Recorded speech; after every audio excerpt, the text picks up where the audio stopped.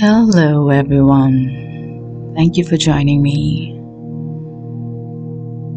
People tell me their secrets, things they've never told anyone else in their entire lives.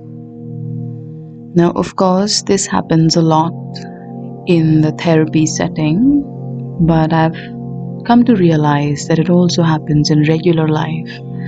Total strangers just opening up and sharing things they would never otherwise tell anyone else. And I had the same experience today.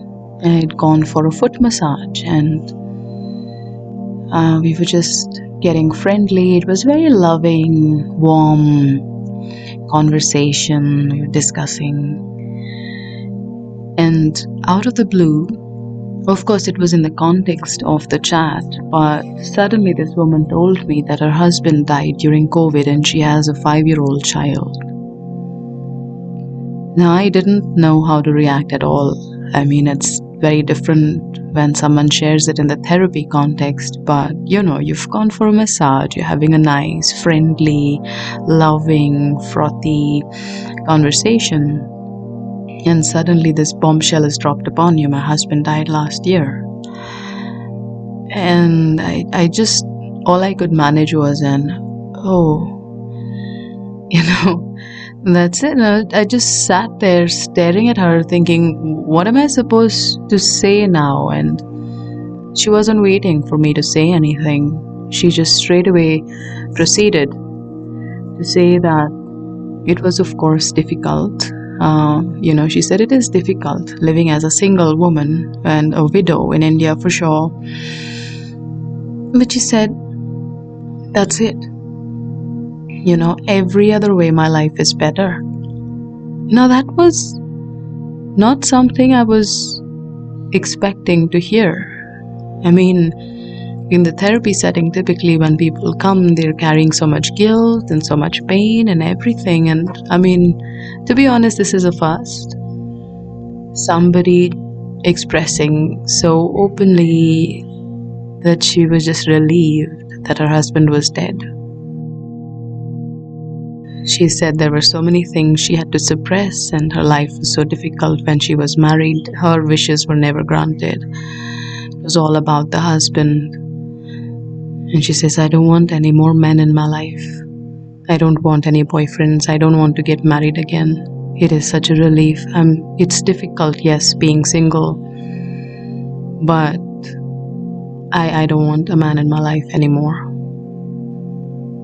And while she was happy, and I could see that she was genuinely happy, as a therapist, I'm programmed to kind of catch it when people lie to themselves. And she genuinely was happy. She genuinely was thriving. I could see that.